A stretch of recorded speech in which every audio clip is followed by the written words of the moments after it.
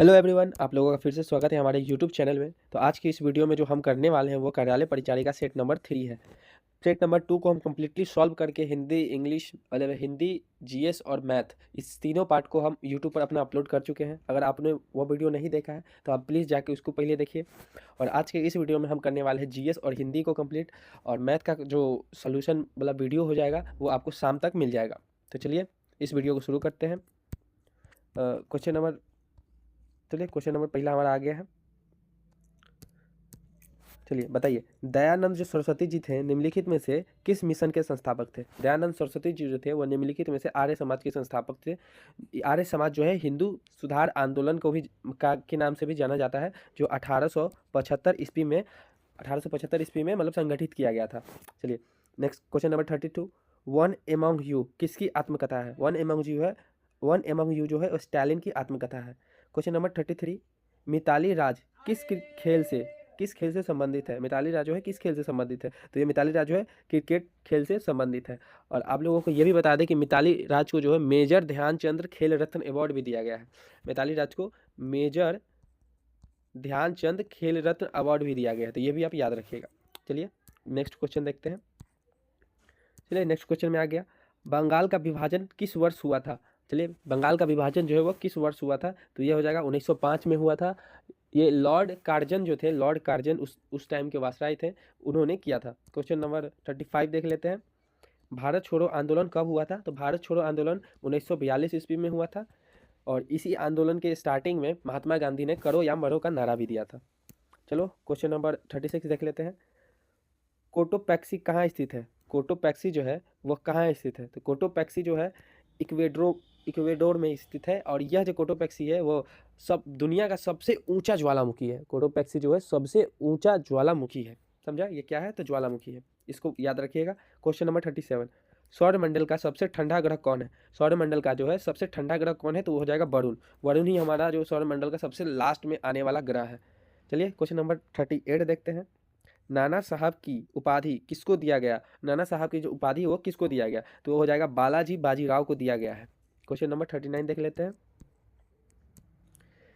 Indian military academy कहाँ स्थित है? इंडियन मिलिट्री एकेडमी जो है वो कहाँ स्थित है? तो इंडियन मिलिट्री एकेडमी जो है देहरादून में स्थित है।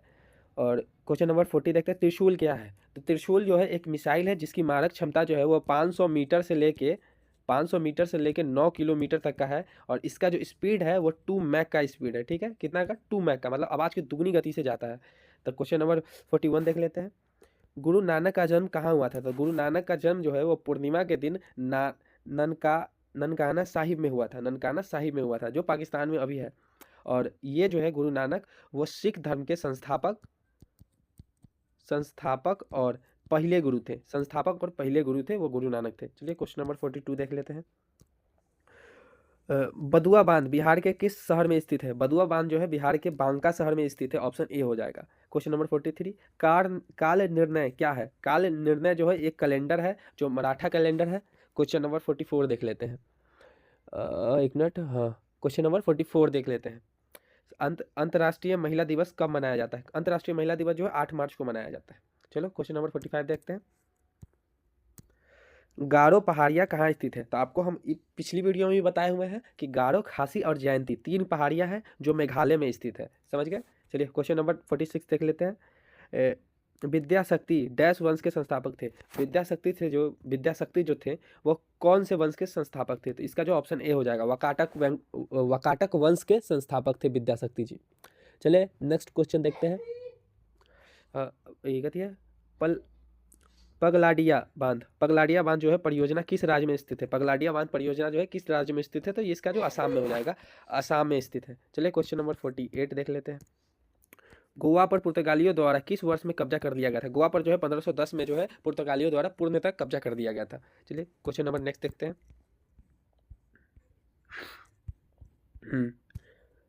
क्वेश्चन नंबर 49, साबुन के जलीय घोल क्या होता है? मतलब साबुन का जो जलीय घोल होता है वो क्या बेसिक होता है, एसिडिक होता है, मतलब अम्लीय, क्षारीय होता है, उदासीन होता है? तो वो हो जाता है क्षारीय, बेसिक हो जाता है। चलिए क्वेश्चन नंबर 50 देख लेते हैं। पोलियो किसके कारण होता है? पोलियो क्या होता है? विषाणु के कारण होता है। ऑप्शन ए इसका सही आंसर हो जाएगा। जीवाणु के कारण तो होना ही, जीवाणु मतलब वायरस, इसके कारण नहीं होगा, विषाणु के कारण होगा। चलिए क्वेश्चन नंबर 51 देख लेते हैं। 51 बहुत इंपॉर्टेंट क्वेश्चन हो जाता है ये वीवीआई। ओजोन के क्षय का कारण क्या है? ओजोन के जो क्षय का कारण है वो ऑप्शन सी क्लोरोफ्लोरोकार्बन हो जाएगा, जो ओजोन का डिप्लेटेशन मतलब ओजोन को छेदने भेदने जिसको बोल सकते हैं, जिसके चक्कर में ओजोन में जो छेदा हुआ है, एक छेद हो गया है, उसका जो मुख्यतः कारण है वो क्लोरोफ्लोरोकार्बन है। चलिए नेक्स्ट देखते हैं क्वेश्चन नंबर 52। परमाणु क्रमांक 57 वाला तत्व संबंध रखता है। परमाणु क्रमांक में जो 57 वाला तत्व है वो किस चीज़ से संबंध रखता है? तो ये जो हो जाएगा डी ब्लॉक से रखता है। चलिए क्वेश्चन नंबर 53 देख लेते हैं। कार्य करने की दर डैश कहलाती है। कार्य करने की दर शक्ति कहलाती है, जिसको हम वाट से डिनोट करते हैं। चलिए क्वेश्चन नंबर 54। समूह डैश के निष्क्रिय गैस होती है। समूह डैश के निष्क्रिय गैस होती है। तो इसका जो सही आंसर हो जाएगा वो हो जाएगा ऑप्शन डी 18। समूह 18 के जो है निष्क्रिय गैस होती है। क्वेश्चन नंबर ये सब जो है वो पीरियोडिक टेबल के क्वेश्चन है। आप एक बार होगा तो आप पीरियोडिक टेबल को खुद से याद करने का ट्राई कीजिएगा, वो याद हो जाएगा। क्वेश्चन नंबर 55 देखते हैं आप। सामान्य अम्ल की उपस्थिति में फेनोल्फ्थालीन का जो रंग कैसा रहता है? तो इसका जो रंगहीन रहता है। अगर इसी में सामान्य अम्ल के जगह यहाँ पर अगर आपको क्षारीय लिख दिया गया तो क्षारीय में ये गुलाबी हो जाएगा, लेकिन इस क्वेश्चन के लिए ऑप्शन बी जो है इसका एकदम सही आंसर हो जाएगा। चलिए क्वेश्चन नंबर 56 देख लेते हैं। कीटनाशक आमतौर पर किस पर कार्य करता है? कीटनाशक जो है आमतौर पर किस पर, तो ये जो होता है तंत्रिका तंत्र पर काम करता है। मतलब जो आप कॉकरोच वॉकरोच को मारने के लिए कीटनाशक छिड़कते हैं तो वो उसका ब्रेन सेल्स जो है तंत्रिका तंत्र नर्वस सिस्टम जो उसका पूरा डैमेज कर देता है। क्वेश्चन नंबर 57 देख लेते हैं। ओजोन परत में छेद के लिए कौन सा गैस मुख्य रूप से उत्तरदायी है? ये आपको पिछले क्वेश्चन में बताया। क्लोरोफ्लोरोकार्बन जो है one of the most dangerous gas है, जिसके कारण से ओजोन परत में छेद हुआ है। क्वेश्चन नंबर 58 देख लेते हैं। विभवांतर मापने के लिए किस यंत्र का उपयोग करते हैं? विभवांतर मापने के लिए हम लोग वोल्टमीटर का उपयोग करते हैं। चलो क्वेश्चन नंबर 59 देख लेते हैं।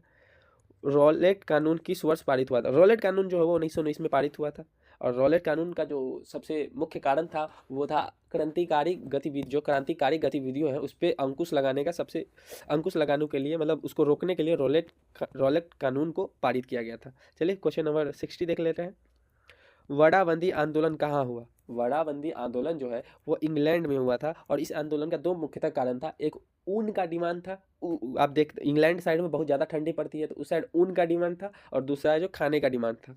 चलिए क्वेश्चन नंबर 61 देख लेते हैं। चिपकू आंदोलन के प्रणेता कौन थे?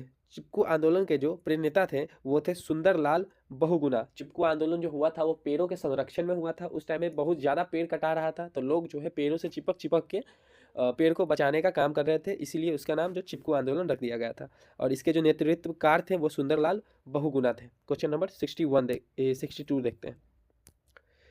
कोयला किस प्रकार का संसाधन है? कोयला जो है वो किस प्रकार का संसाधन है? तो वो अनवीकरणीय संसाधन है। अनवीकरणीय का मतलब होता है नॉन रिन्यूएबल, मतलब उसको जो बनने में वो 5000 साल 10,000 साल लगता है। अगर हम कोयला को बिना कोई सस्टेनेबल प्लान के खर्चा करते जाएं तो एक दिन ये खत्म हो जाएगा, इसीलिए इसको हम नॉन रिन्यूएबल या फिर अनवीकरणीय कहते हैं। चलिए क्वेश्चन नंबर 63 देख लेते हैं। हाँ क्वेश्चन नंबर 63 इसको इधर। हाँ, भारतीय संविधान में कितनी अनुच्छेद है? भारतीय संविधान में जो है टोटल 395 अनुच्छेद है। देखिए आप लोगों को अगर वीडियो को पसंद आ रहा है तो आप प्लीज़ लाइक और सब्सक्राइब करना कभी नहीं भूलिएगा। थोड़ा सा मेहनत तो लगता है, आप लोग थोड़ा सपोर्ट दिखाइए। चलिए नेक्स्ट क्वेश्चन देखते हैं 64। स्पेक्ट्रमी रेखाओं की मिटाई का एक कारण, स्पेक्ट्रमी रेखाओं का जो मिटाई है उसका एक कारण क्या है? तो उसका हो जाएगा डॉलर प्रभाव। डॉलर प्रभाव जो है स्पेक्ट्रमी रेखाओं की मिटाई का एक कारण है। क्वेश्चन नंबर 65 देख देते हैं। कीटभक्षक पौधे प्रायः उस भूमि में उगते हैं जिसमें कमी होती है। कीटनाशक पौधे जो है उस भूमि में उगते हैं जहाँ पर नाइट्रोजन की कमी होती है। समझे? क्वेश्चन नंबर 66 देखते हैं। ग्रीन हाउस प्रभाव किसके कारण होता है? क्वेश्चन नंबर 66 ग्रीन हाउस प्रभाव जो है वो किसके कारण होता है? तो ये जो हो जाएगा ऑप्शन बी हो जाएगा एकदम सही। ये कार्बन डाइऑक्साइड जो होता है उसके कारण हो जाता है। चलिए नेक्स्ट क्वेश्चन देखते हैं। नेक्स्ट क्वेश्चन में निम्नलिखित में से कौन सा एक मूल ऐसा मात्रक नहीं है? आपको याद होगा कि कैंडला जो है वो ल्यूमिनस इंसिटी का ऐसा ही मात्रक है। केल्विन जो है वो टेम्परेचर का है। एम्पियर जो है वो करंट का है, मतलब विद्युत करंट का हो गया। और न्यूटन जो है वो एक सिंबल हो जाता है। ठीक है, तो न्यूटन हो जाएगा इसका सही आंसर। क्वेश्चन नंबर 68 राजेंद्र प्रथम किसके पुत्र थे? राजेंद्र प्रथम जो थे वो राज के पुत्र थे। राजराज प्रथम के पुत्र थे। और क्वेश्चन नंबर 69 देख लेते हैं। डैश बृहत हिमालय में स्थित एक ठंडा रेगिस्तान है। लद्दाख को जो है हम लोग हिमालय में स्थित एक ठंडा रेगिस्तान कहते हैं, ये भी हिमालय का एक पार्ट ही है।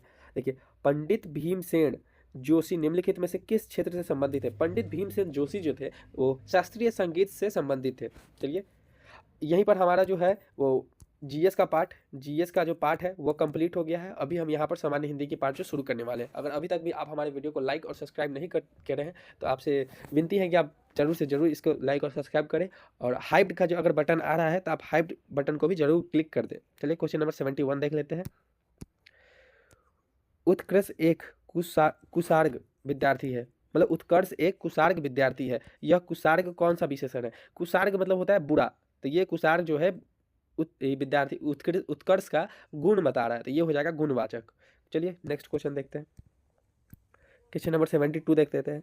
छक्का पंजा करना मुहावरे का सही अर्थ है। छक्का पंजा करना मुहावरे का सही अर्थ हो जाएगा ओछी हरकत से कार्य सिद्ध करना। चलिए क्वेश्चन नंबर 73 देख लेते हैं। पहुंचना का नहीं, पाहुना का पर्यायवाची शब्द क्या है? पाहुना का जो पर्यायवाची शब्द है वो क्या हो जाएगा? आगंतुक हो जाएगा। आगंतुक जो है पाहुना का पर्यायवाची शब्द हो जाएगा। चलिए नेक्स्ट क्वेश्चन देखते हैं। जड़ का विलोम क्या हो जाएगा? जड़ का विलोम जो हो जाएगा वो चेतन हो जाएगा। चेतन, ये चेतन है, चेतन। जड़ का विलोम चेतन हो जाएगा। क्वेश्चन नंबर 75 देखते हैं। कठवात नहीं, कठवात नहीं है, एक मिनट इसको थोड़ा सा एडजस्ट कर लेते हैं।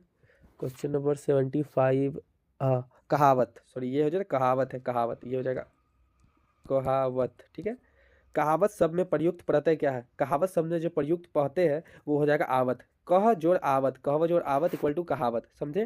क्वेश्चन नंबर 75 के बाद 76 देख लेते हैं। थोड़ा सा क्वालिटी डाउन हो गया है इसका, लेकिन थोड़ा सा एडजस्ट कर लीजिएगा। क्वेश्चन नंबर 76 प्रत्याशा कथी है? एक मिनट, क्वेश्चन नंबर देखते हैं। हाँ, प्रत्याशा शब्द के में उपसर्ग है। प्रत्याशा शब्द में जो है वो क्या उपसर्ग है? प्रत्याशा शब्द में उपसर्ग जो हो जाएगा प्रति। प्रति जोड़ आशा, प्रति धन आशा इक्वल टू हो जाता है प्रत्याशा। तो इसमें जो अति हो जाएगा इसका प्रति हो जाएगा। ऑप्शन सी जो हो जाएगा इसका एकदम सही आंसर हो जाएगा। क्वेश्चन नंबर 77 शुद्ध वर्तनी का चयन कीजिए। शुद्ध वर्तनी का चयन कीजिए, तो इसमें जो है कवित्री, ऑप्शन डी जो हो जाएगा एकदम सही हो जाएगा। कब जोड़ इत्री, कवित्री। यहाँ पर जो ये जो है ये गलत है, ये भी गलत है, ये भी गलत है, ये जो है एकदम शुद्ध लिखा हुआ है, इसका थोड़ा ध्यान रखिएगा। क्वेश्चन नंबर 78 अन्वेषण का शुद्ध संधि विच्छेद। अन्वेषण का क्या होगा शुद्ध संधि विच्छेद? तो अन्वेषण का जो हो जाएगा ऑप्शन डी अनु जोड़ धन एसन, अनु जोड़ धन अनु धन एसन जो हो जाएगा अनुवेशन का शुद्ध संधि विच्छेद हो जाएगा। चलिए क्वेश्चन नंबर आगे का देखते हैं 79 भर पेट में समास बताइए। भर पेट में जो है समास बताइए। भर पेट में जो है अव्ययभावी समास हो जाएगा, अव्ययभावी समास। क्वेश्चन नंबर 80 उद्धत, उद्धत का विलोम क्या होता है? उद्धत का जो विलोम हो जाएगा वो क्या हो जाएगा? तो क्वेश्चन नंबर 80 में जो है उद्धत का विलोम क्या हो जाएगा? तो उद्धत का विलोम ऑप्शन बी हो जाएगा इसका सही आंसर। उद्धत का विलोम विनीत हो जाएगा। क्या? विनीत हो जाएगा। क्वेश्चन नंबर 81 चलिए क्वेश्चन नंबर निम्नलिखित में से देशज शब्द को पहचानिए। देशज शब्द मतलब जो शब्द देश की भाषाओं से लिया गया है उसे देशज कहते हैं। तो ये भाषा, अमीरी, औलाद ये सब बाहर के देशों की है। ऑप्शन पी जो हो जाएगा गड़गड़ जो है वो देश की भाषा के शब्द है। क्वेश्चन नंबर 82 देखते हैं। हाँ, व्यंजन वर्णों के साथ स्वर या व्यंजन वर्ण के मिलने से जो विकार उत्पन्न होता है उसे क्या कहते हैं? उसे हम व्यंजन संधि कहते हैं। चलिए नेक्स्ट देखते हैं। 83 दो या दो से अधिक शब्द से मिलकर बने हुए एक नवीन एवं सार्थक शब्द को डैश कहते हैं। दो या दो से अधिक शब्द से मिलकर बने हुए एक नवीन सार्थक शब्द को हम लोग समास कहते हैं। चलिए नेक्स्ट क्वेश्चन देख लेते हैं। इसका ऑप्शन पूरा यहाँ यथास्थान समासिक शब्द का विग्रह क्या होगा? यथास्थान समासिक शब्द का जो विग्रह क्या हो जाएगा? तो इसका जो सही ऑप्शन हो जाएगा ऑप्शन बी हो जाएगा स्थान के अनुसार।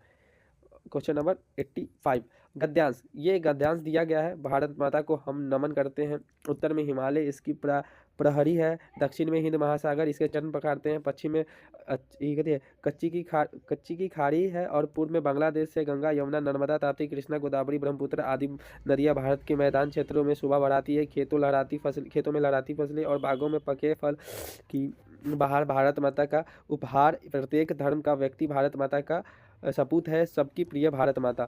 उपयुक्त गद्यांश के शीर्षक क्या होगा? तो इसका जो सबसे बढ़िया शीर्षक हो सकता है ऑप्शन ए हो जाएगा भारत माता होगा। समझे? भारत माता सबसे बढ़िया। क्वेश्चन नंबर 86 देख लेते हैं। ट का उच्चारण स्थान। ट का जो है उच्चारण स्थान क्या हो जाएगा? ऑप्शन ये हो जाएगा मूर्धा हो जाएगा जो ट का उच्चारण स्थान है। ट का हो जाएगा ट वर्ग मतलब ट ठ ड ढ न।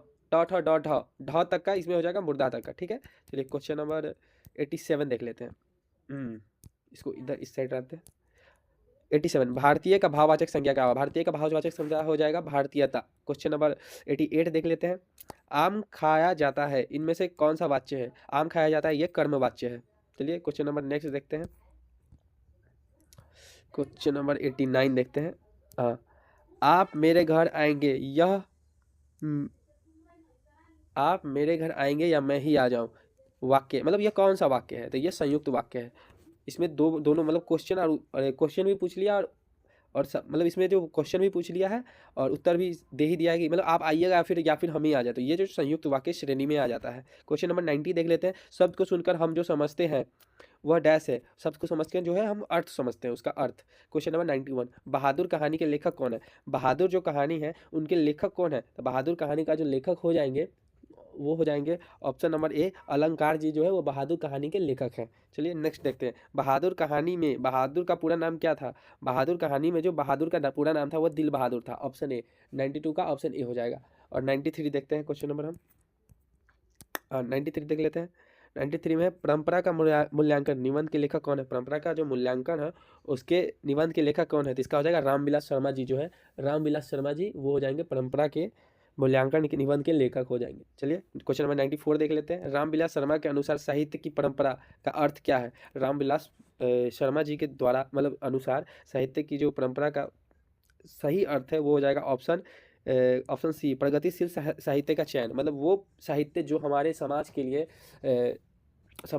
समाज को एक नवीनतम फ्यूचर मतलब नवीनतम भविष्य की ओर ले जाए, उसको हम लोग चयन कर मतलब सोच समझ कर चयन करें, यही इनका अर्थ है। Question number 95।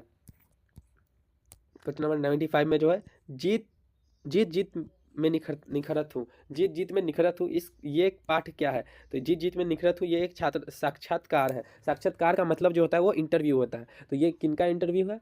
तो ये हो जाएगा नहीं, हाँ क्वेश्चन नंबर साक्षात्कार जो हो जाएगा एक इंटरव्यू, ये किनका इंटरव्यू है? तो पंडित बिरजू महाराज जी का इंटरव्यू है। पंडित बिरजू महाराज जी का जो इंटरव्यू है वो है। चलिए क्वेश्चन नंबर 96 पंडित बिरजू महाराज का संबंध किस नृत्य शैली से है? तो कथक नृत्य शैली से जो है इनका संबंध है। क्वेश्चन नंबर 97 देख लेते हैं। अभिनव पाठ क्या है? अभिनव पाठ क्या है? तो ये एक ललित रचना है। अभिनव पाठ जो है एक ललित रचना है।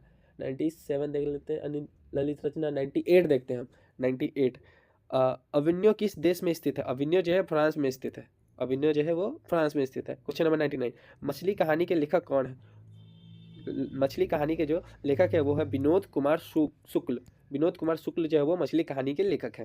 क्वेश्चन नंबर 100 देखते हैं और ये हमारे इस सेट का लास्ट क्वेश्चन होने वाला है जीके हिंदी के। और मैथ का जो आपका क्वेश्चन है वो हम आज शाम में 8 बजे तक अपलोड कर देंगे। क्वेश्चन नंबर 100 देख लेते हैं।